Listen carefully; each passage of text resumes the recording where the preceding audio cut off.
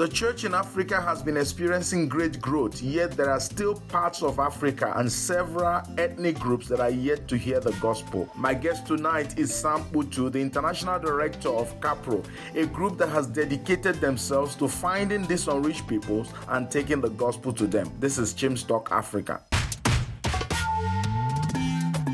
From Cape Town to Cairo and from Mogadishu to Dakar, this is Chim's Talk Africa.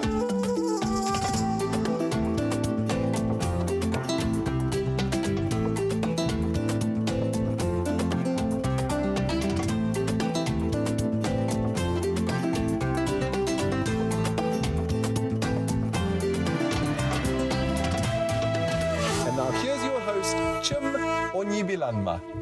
Hello there, I'm Chim Onyibilanma. Thank you so much for joining me on this episode of your show. Now, did you know that out of the 7.6 billion people in the world, there are still over 3 billion who have not had sufficient opportunity to hear the gospel? My guest today is Kputu, an international leader of an African-born organization working in 32 countries to make sure everybody hears the gospel. Let's go to that interview.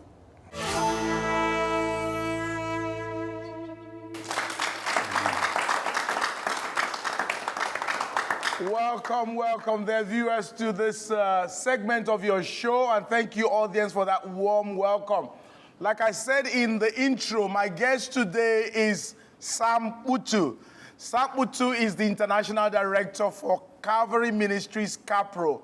CAPRO is an indigenous African mission agency that works all across Africa and even in Europe, but distinct in being a missionary agency. Bro Sam, you're welcome to the show. Thanks, Jim. Good to be here. It's good to finally have you here. I've been chasing you to get you here. And thank you for taking time out of your busy schedule to be here. Tell me, Bro Sam, I introduced before what CAPRO is, but for the person who doesn't know, what is CAPRO?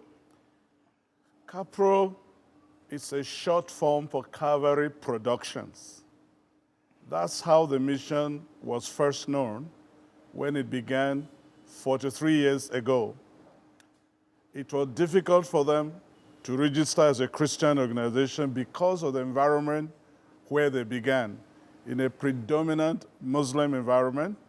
So getting registered as a Christian organization was a bit of a challenge.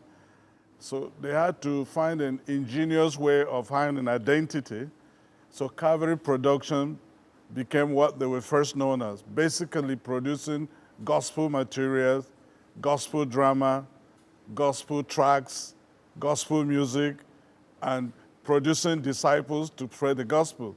So everybody knew them as Calvary Productions. When eventually it got registered as a proper ministry, CAPRO still remained the acronym by which we are globally known. So that's Calvary Productions. Now, CAPRO, is it, when you say ministry, what distinguishes from a church? What is it in essence? Because some of our viewers would not know what we mean by a mission agency. What does that mean? Well, Chim, a mission agency is an arm of the church. If the church is a body, I would say a mission agency, the leg, okay, going on behalf of the church. I know there's a lot of debate globally as to whether a mission agency should exist different from a church.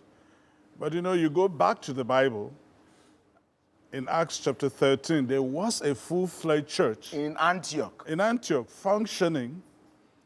But then there was a job left undone that the regular church seemed not to be facing.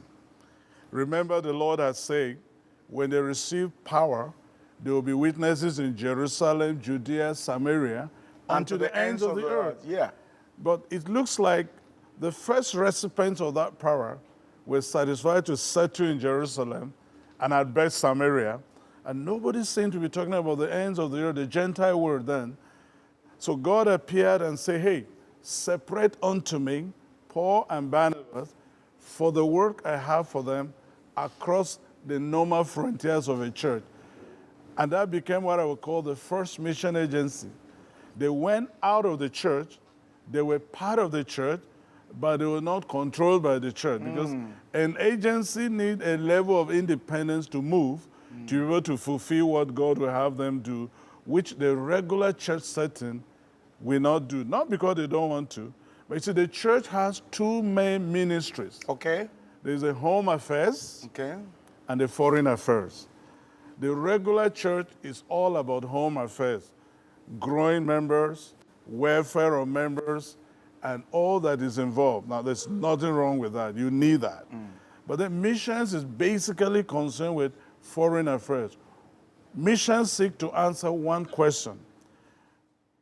Why should anybody go to a Christless eternity on the pretext that he never had a chance to hear the gospel? Okay. That's what CAPRO and most missions seek to answer, to make it impossible for anybody to appear before God in the light day and say, hey, if only I had heard about Jesus, I would be a Christian.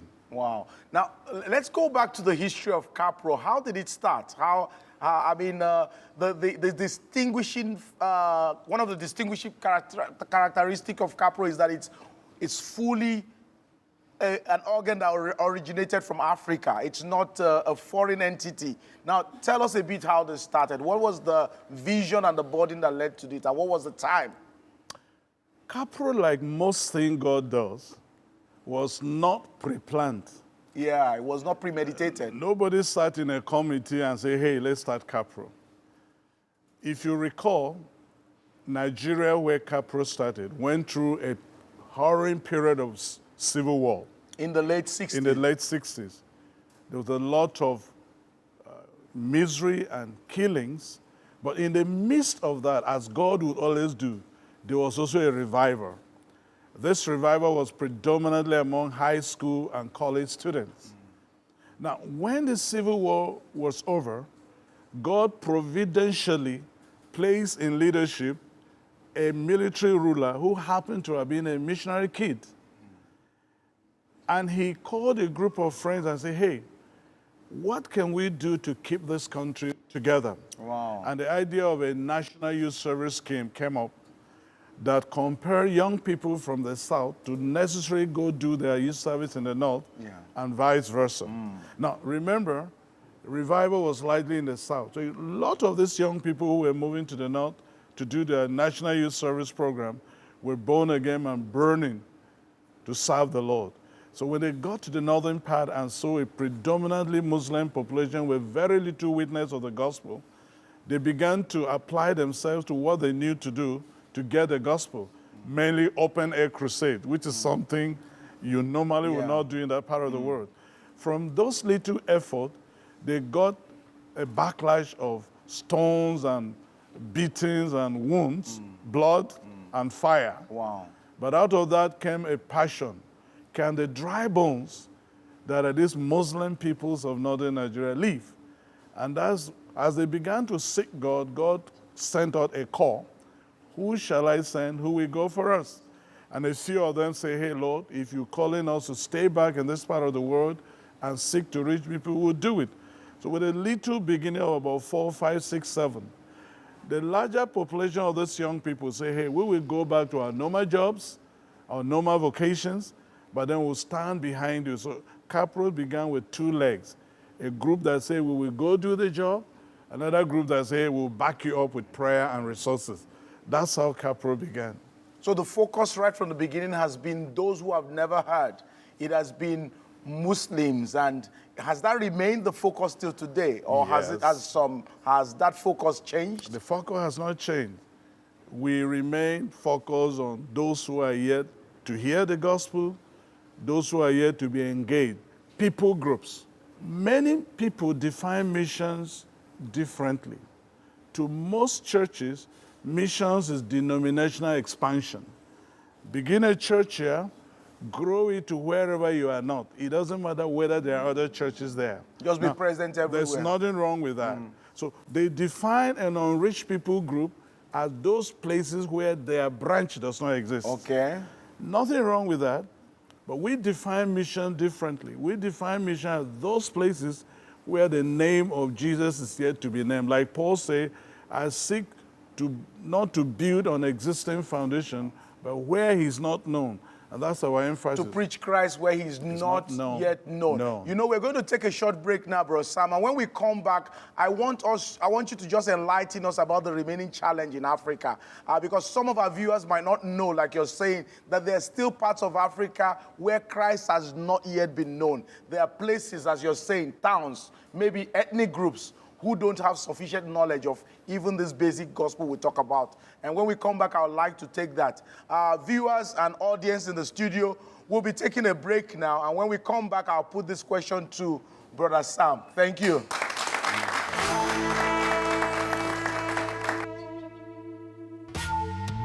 Do you have any opinions or comments on today's subject or any other issues in your country or around Africa? We would love for you to join the conversation. Please send us your comments by WhatsApp video, voice, or text message to the number on your screen or via Facebook, Twitter, or email.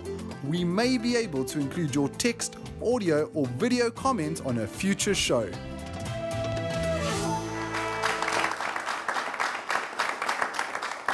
Welcome back, viewers, and welcome back, audience in the studio, to the second segment of my interview with Sam Kputu, the International Director for CAPRO Missions, or Calvary Ministries CAPRO, an indigenous Africa mission agency focused on taking the gospel to those parts of Africa and the rest of the world where the gospel of Jesus has not been preached. Before we went off on break, Bro Sam, you were saying, you were talking about the fact that there are still places that instead of focusing on where the churches are, CAPRO is looking at places where the gospel has never reached. Tell me, when you look at Africa today, what is the remaining challenge of evangelism, and where are the places where the gospel hasn't reached? Thank you, Chim. If you take Africa, you can divide it into major blocks. North Africa, East Africa, South Africa, West Africa, Central Africa. Now, in terms of spiritual mapping, much of South Africa can be said to be evangelized in the sense that the gospel has had a predominant presence for long. Africa south of the equator has seen a great expansion in the gospel. You could hardly find indigenous groups of peoples in South Africa and southern part of Africa who you can say have never been unreached. Now, when we talk of unreached, we are saying there are no significant numbers of indigenous believers to cause an evangelization effect without external help. Now, East Africa also has had the gospel a lot.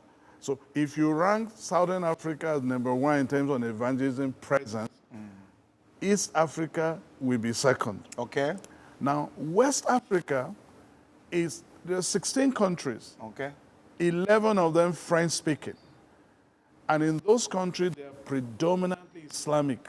Some presence of the church, but then largely it is more Islamic than Christian. Most of the Francophone countries are more Islamic now, than... even the English-speaking ones like Nigeria, you could split into half. Okay. Much of the north will not be like Christian. Nigeria, okay. Now, Central Africa is also a place where the gospel had a substantial presence, but there's also a lot of traditional worship, so it's mixed. North Africa is a different ball game. North Africa, the gospel is almost absent. Remember that in the first century of the church, it was predominantly Christian, but over time, it's been overrun. So there are 3,000 plus different people groups or ethnic groups. About 1,000 could be classified as unreached in the sense that they don't have sufficient numbers indigenous to them who are believers and who could cause a difference. So those are the places we focus. Those places that need external help to be able to evangelize their peoples. And that has been our emphasis. So if you like, in Africa, the more north you go, the less gospel you find. So the challenge in Africa will be go north. So go north should be our focus when it comes to reaching the remaining, taking care of the remaining tax in Africa. How does CAPRO go about doing this, focus? You've talked about CAPRO being, working with all the churches and all that, but how does CAPRO operate? Well, that will be a whole time together, but just to give you some snippets. First, we pray and ask God, where do you want us to go? We do a research to find out who is there, the peoples, how much of the gospel is there, who is doing anything among them at all. Now, where there is effort being made, we can either help those efforts or we just leave the place. Now, like I said, CAPRO finds the information as to where the needs are. We go back to the church and challenge the church to either take on that responsibility by themselves, or where there are members in those churches who feel called and the church is willing to release them, we take them on, we train them in cross-cultural ministries and missions. And then as we send them to where God is leading them in consultation with the leadership. Now, they go there to do three main things: to look at faith needs in the community and serve the people, not to bribe them to become Christians, but to express the love of God, because the love of God people respond to is the one they see, not the one they hear. So we find visible and feasible ways of demonstrating the love of God. It could be the area of education, health, community development. And then as the missionaries live among the people, learn the language, learn the culture, become part of the community, if you like, incarnate in the community, they begin to find, contextual way of sharing the love of God, and to the point that indigenous believers begin to emerge. And as indigenous believers begin to emerge, we let them become a local church, independent of us, independent of every other denomination, basically teaching and reaching their own people under the apostolic oversight of whoever missionary went there. Now, remember that CAPRO is a faith mission. Yeah. None of CAPRO missionaries are salaried or resourced. You're going to go into that, but when you talk about the church that's planted, the way I'm hearing it, that church is not a CAPRO named church. No. It's handed over to the indigents, and then your team moves to the next place. Yeah. It's not like going to, there's no church somewhere where it's CAPRO church. No. We adopt the New Testament approach to church planting, where we plant churches that are indigenous, self-governing, self-sustaining, self-propagating. And their relationship with the mission is simply the apostolic team that went there. And this is planted among the unreached, where there is no church, where there is no presence of the gospel at all. No. And now you were talking about how all of this is financed. Please go ahead. What you were saying about faith mission. What I mean is that CAPRO started in Africa, and it still resources over 80% from Africa. Our missionaries are not salaried. The gifts people give to the mission don't go to pay salaries to missionaries. It goes to the work where they are donated.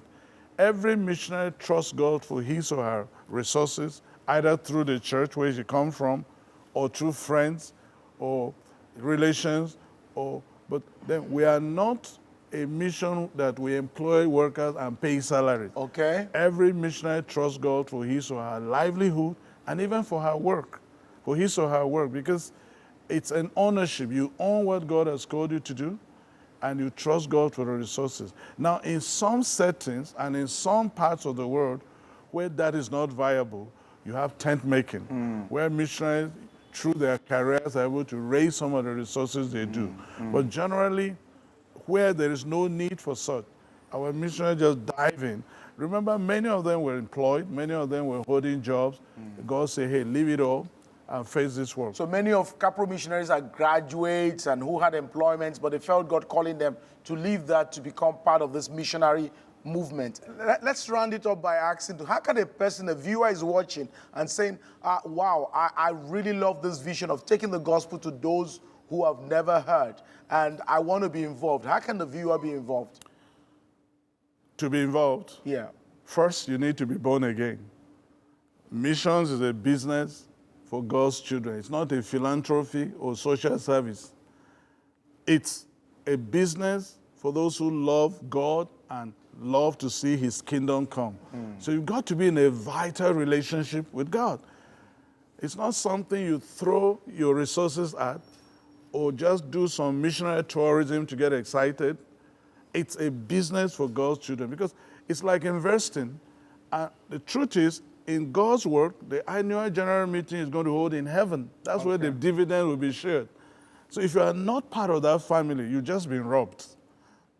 So getting born again is key. Two, the first call to missions is pray ye the Lord of the harvest. Every believer who loves to see God's kingdom come on earth is called to pray for that kingdom to come. Pray for those people that haven't heard the gospel. Pray that God will send workers to them. And if you honestly pray, you want to put yourself first in the line of action. It's a hypocrisy to pray, Lord, here am I, send Chim. Any prayer to which you are not willing to be an answer to, you are pretending. So prayer is key. Prayer is the engine that drives this work. You may have all the money, but how would money turn an atheist, a secular humanist, a Hindu, Buddhist to the faith? It takes prayer. The second thing is to be able to say, hey, I'm not yet on the field, but can I be involved with those who are there, support them, visit them, encourage them? You can take trips for a week, for 2 weeks, for a month, just like David did, taking food to his brothers in the war front. Do you remember that David killed Goliath? He was not yet a soldier. Yeah, he just went to visit and encourage his brothers. And you can go to the field and you'll be surprised you can kill a Goliath. Jethro, Moses' father-in-law, was not part of the army.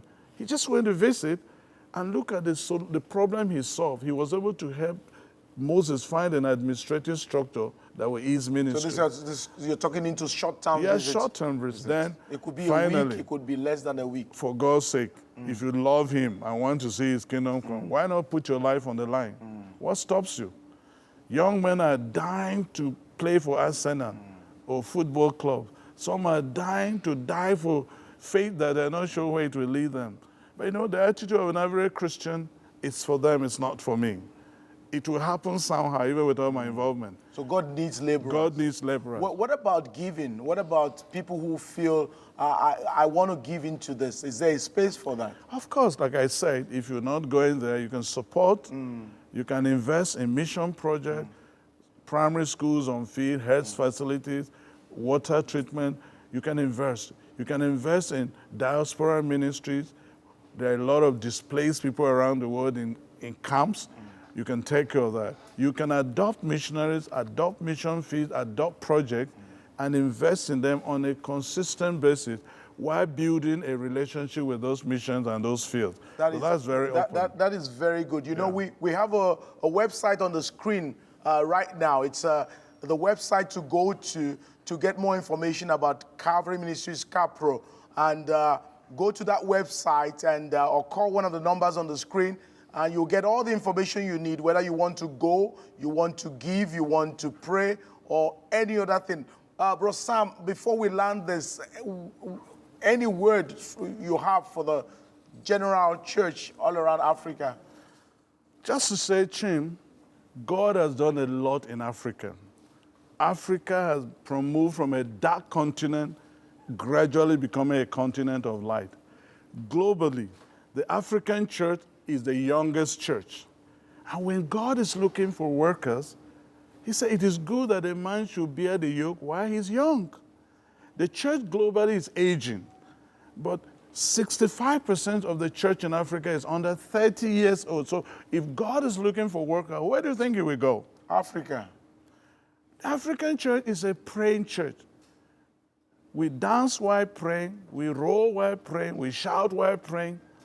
The question is, what are we praying about? Often, and that is about our needs. If we can only channel that prayer to let thy kingdom come, that will be done on earth. So we are a praying church. And Africa is multicultural. And Africans, look, are daring. So there is a responsibility on the church in Africa to take a place in global mission, and the whole world is looking. The only challenge is the church needs to be more biblical. The church needs to be more evangelical. The church needs to be more missional and transformational. Someone said the African church is 10 miles wide, 2 inches deep. But I say no, it's not only in Africa. I've traveled around the world. It's a global The same thing problem, can be said yeah. everywhere. But I believe that if the church in Africa should arise with the potential we have, the world will pay attention and the kingdom of God will come. So what's my word to the church?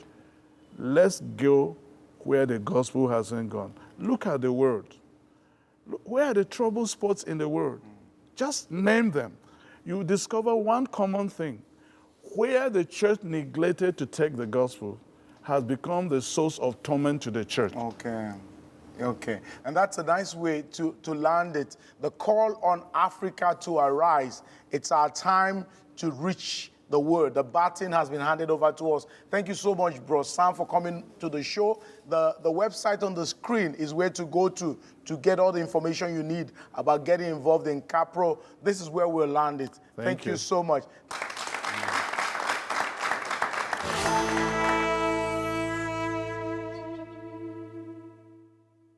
Welcome back from that very challenging conversation with Sam. As I conclude this week's episode, I want to challenge you to give up your small ambitions.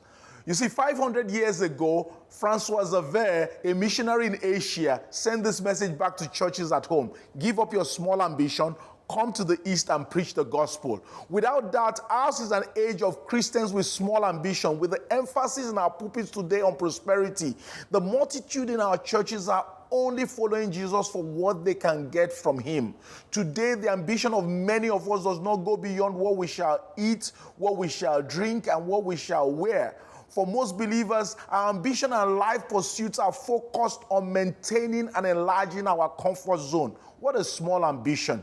In our world today, like we've said in this interview, even though we have many churches all around us, there are still many ethnic groups among which there are no indigenous churches. There are still many people among whom Jesus is not yet enthroned as king. Our God is not yet worshipped in all the earth. Lift up your eyes and look at the word and you will agree that the harvest is truly plentiful, but the laborers are few. This is because our small ambition that it is difficult to find sufficient quality men and women today for the large missionary tax remaining in many parts of the world. We don't have many whose heart cry and prayer is that kingdom come. And where are those who are willing sacrificially to provide the much needed funds for mission? Why is it so difficult to find people who are willing to give financially and sacrificially to mission in spite of the many resources in the church? Where are those who are willing to sacrifice good jobs and opportunities so as to go to live and take the gospel to unreached people groups? Where are those who can say like Paul, it has always been my ambition to preach the gospel where Christ was not known, so that I would not be building on someone else's foundation. Rather, as it is written, those who were not told about him will see, and those who have not heard will understand. This is Romans 15, verse 20 to 21. So you see, Jesus said, whosoever wants to save his life will lose it, but whosoever loses his life for me and for the sake of the gospel will save it. Are we willing to give up our treasured ambition for his sake?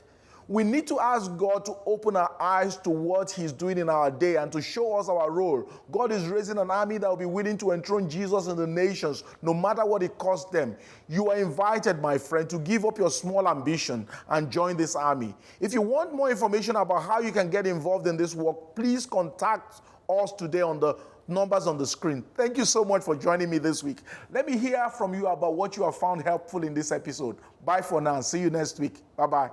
Next week on Chim's Talk Africa. In South Africa, the debate on who owns the land does not seem to be going away, and the farmers are the ones most concerned. Next week, I speak to two farmers, one white.